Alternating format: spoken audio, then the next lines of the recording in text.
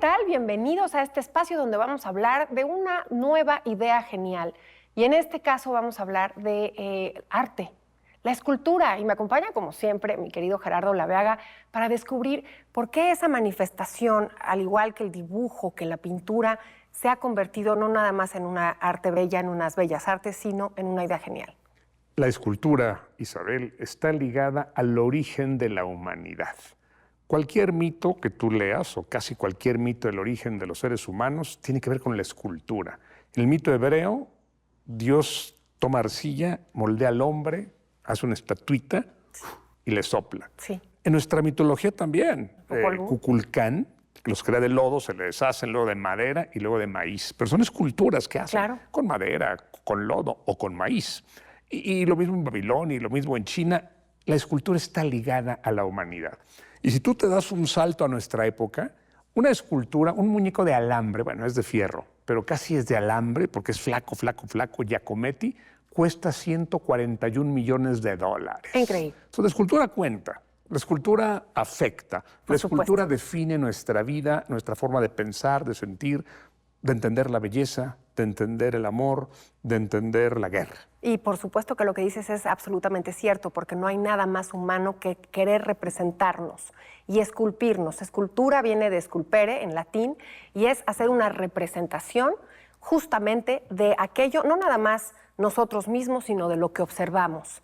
Y es así como podemos entender que a través del tallado, el modelado, ensamblaje, el corte, fundición, soldaduras y actualmente digitalmente, hacemos figuras tridimensionales, eso es importantísimo, representaciones tridimensionales con volumen.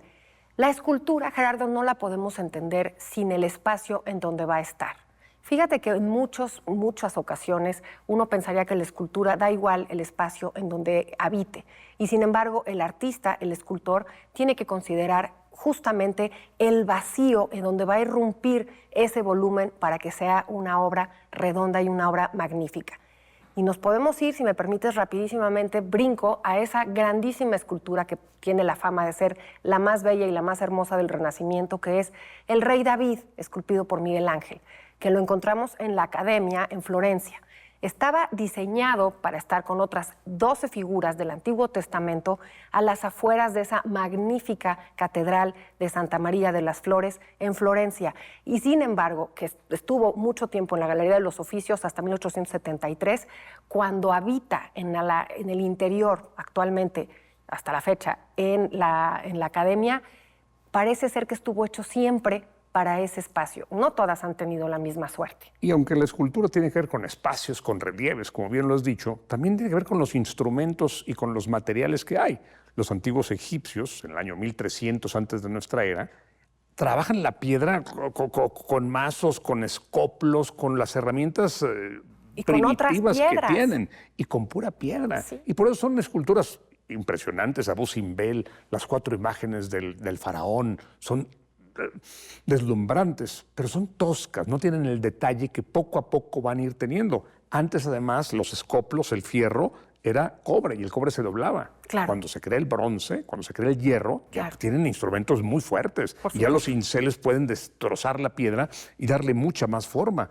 En Mesopotamia trabajaban con arcilla, no tenían piedra, como en Egipto tienen piedra dura. Sí. En Mesopotamia tienen arcilla y las estatuas a veces se deshacen prácticamente. Claro, y fíjate, otro ejemplo de la prehistoria, en el Paleolítico, unas figuras maravillosas, que son estas figuras que les llaman las damas o las Venus paleolíticas.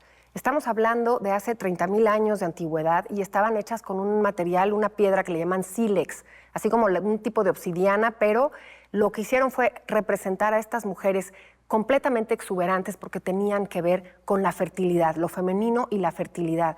Y las dos más famosas son la Venus de Lepouche y la Venus de Willenford. Qué increíble encontrarnos representados. Si tú vas al Museo Nacional de Antropología o a cualquiera de nuestros museos, encontraremos en la escultura esa representación de la religión, de los dioses, de los héroes, de los símbolos importantes para esos pueblos, para cualquier cultura. Y lo decías muy bien al inicio de este programa. Lo más humano es esculpir, lo más humano es moldear. y hasta que no llega la edad de bronce y la edad de hierro, posteriormente no se utilizaron los metales, que fue el gran parteaguas en la escultura, pero durante millones, bueno, más bien decenios de cientos de años, se utilizaron la arcilla, la piedra, y estas representaciones paleolíticas son muy interesantes. Como la pintura, como la escritura, la literatura. La escultura trata de manejar los valores. Citaste a la Venus de Willendorf hace un momento. Es una estatuita de 11 centímetros que está en Viena. Sí. Es la mujer abundante, grandes caderas, grandes senos. Porque lo que importa es la fertilidad. Queremos muchos hijos, queremos muchos nuevos hombres que cultiven la tierra y mujeres que nos den más hijos y nietos y bisnietos. Y la Venus de Willendorf tiene esa capacidad de transmitir. Mucho tiempo después en Grecia, las estatuas que se hacen con piedra y que llevan horas y horas y horas representan los cuerpos perfectos. Pero los críticos de la escultura griega dicen, pero no expresa nada, porque es una diosa, otro dios, absolutamente inexpresivos, porque no busca la escultura eso, simplemente vean las proporciones del cuerpo, vean los bíceps de este sujeto, vean los senos de esta mujer, vean las caderas, las piernas, las pantorrillas, los pies. Esta es la belleza. Y son los ideales de belleza, y como Grecia los va construyendo a partir de figuras mitológicas, hay que decirlo. Por supuesto, y hoy podemos encontrar grandísimas representaciones, incluso está la Venus de Milo, que la podemos ver en el Museo del Louvre. Pero volviendo al David, porque el David es esa escultura por antonomasia como la más bella y la más hermosa. Las proporciones no son exactas, porque estás hablando de un adolescente, y sin embargo no corresponde al cuerpo de un adolescente. Las manos son muy abultadas, la cabeza es muy grande, las caderas son muy estrechas, pero lo que puedes encontrar en esa escultura es la perfección. Sí se convierte, como quería Miguel Ángel, en el escultor más importante de su época, pero se convierte en la figura más importante de Occidente. Es la escultura más bella, más visitada, que ha tenido el infortunio de haber sido rota en 1991, muchas otras veces más. Y voy a un ejemplo, estoy hablando ya a finales del siglo XIX, la Torre Eiffel. La Torre Eiffel puede ser arquitectura, pero es escultura, pero es una técnica maravillosa que Gustavo Eiffel empieza a meter primero en los esqueletos de los edificios. Muy novedosamente empezaron a ser de hierro forjado. Y entonces a él se le ocurre hacer para la Exposición Universal de 1889 esta escultura, porque es también una escultura de Occidente importantísima. Hablamos de escultura arquitectónica. No, pero yo quisiera concentrarme en la escultura de piedra. ¿Cómo sacas las cosas de la piedra? ¿Cómo en alguna época, por ejemplo, estas estatuas griegas ya no existen? Casi todas las conocemos, son reproducciones romanas. Sí. Se rompieron, pero era mucho trabajo sacarlo. Y Miguel Ángel lo que hace en el Renacimiento es volver a hacer lo que hacían los griegos, con un bloque gigante de 5 metros, por supuesto. Pero también hay que hablar de las fundiciones de hierro. Sí, o sea, claro. Cómo hacían los moldes de yeso, cómo vaciaban adentro el hierro fundido, cómo lo enfriaban y cómo conocemos muchas estatuas de esa época por la fundición, que es toda una técnica. Los griegos pintan sus estatuas, cuentan sus batallas, las metopas del Partenón, por ejemplo. Los romanos van a reproducirlas, la fundición va a crearlo. Y sí, el Renacimiento es un gran momento. Ahora, me gusta mucho el Miguel Ángel porque el gran mérito que tiene esta obra es que salió de un solo bloque. Miguel Ángel imaginaba el bloque y decía, las estatuas salen del bloque. Yo cuando veo el bloque sé que mi trabajo es sacar a la figura que hay ahí, al hombre, a la mujer, al caballo. Bueno, mujeres casi no esculpió. Al hombre, al caballo. Lo que tengo que sacar, yo ya lo estoy viendo. Él iba a escoger sus bloques. Él decía, este sí, este no, este está sucio, este está muy largo, aquí no, porque no alcanza para el brazo. Y en efecto es el gran. Pero fíjate que mi escultor favorito no es Miguel Ángel. ¿Quién es? Es Bernini. Años después, 100 años o 120 años después. Maravilloso. Y ya en el barroco ya no salen de una sola piedra las esculturas. Se hace la mano primero, luego el brazo, los ensamblan con técnicas para ensamblar. Cuando yo veo, por ejemplo, el David de Bernini, el David de Miguel Ángel es casi inexpresivo. ¿Te parece a mí? No, a mí me parece fabuloso, me parece maravilloso, con una expresión tremenda, ¿no? Su expresión es... No que el del Bernini no sea glorioso. No, el del Bernini tiene los labios apretados, va a aventar la piedra, está diciendo, te voy a romper la cara, miserable. el de Miguel Ángel no me comunica. O sea, entiendo que técnicamente es mucho mejor. A mí lo que me comunica es etéreo, es perfecto, es atemporal. Sí. Y Miguel Ángel lo hizo de una sola pieza. Sí. Oye, estuvo 40 años estuvo en la academia, este pedazo de roca, de mármol de Carrara, esperando a Miguel Ángel. Oye, pero La Piedad es una mujer maravillosa y es bellísima. Como, digamos, también recrea con ese conocimiento renacentista un cuerpo muerto, porque el cuerpo muerto de Cristo es un cadáver realmente en el que se inspira. Miguel Ángel me encanta, pero técnicamente me parece el mejor, y comparto tu visión, técnicamente me encanta. Qué complicado hacer de una sola pieza, claro. Cada pliegue, Bernini no lo hacía de una sola pieza. Mi escultura favorita, si tuviera que quedarme con una, es el Éxtasis de Santa Teresa. Santa Teresa cuenta que la visitaba un ángel, que la penetraba, así dice, ya con un dardo de oro, y que en el corazón, y que ella sentía un éxtasis al ser penetrada por este ángel con el dardo de oro, lo cuenta en las moradas.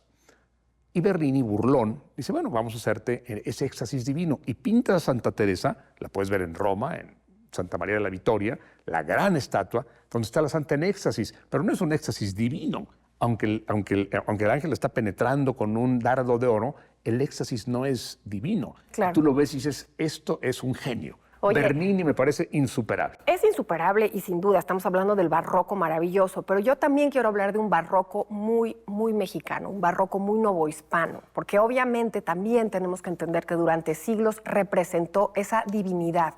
No haber un espacio que existiera en ningún momento, porque todo eso hablaba de esa divinidad. Y el barroco mexicano, con esta técnica del estuco, la escultura, los maestros doradores eran escultores maravillosos, porque la técnica es, vamos a hacer, todo era religioso efectivamente, vamos a hacer un altar. Y estos retablos maravillosos que tenían calles y tenían pisos, porque hay que entenderlos así, es interesantísimo cómo este maestro tallador primero hacían en madera, podía ser una madera preciosa, encino, caoba, lo que fuera, dependiendo, y después con una técnica inventada justamente en el barroco que se llama el estuco, con un aglutinante pegajoso que puede ser de cal, con otro tipo de elementos, bañabas, pintabas, forrabas esa escultura tallada en madera y después le adosabas y le pegabas esa hoja finísima de oro. Y eso era estar tan cerca de la divinidad. No podemos entender la escultura,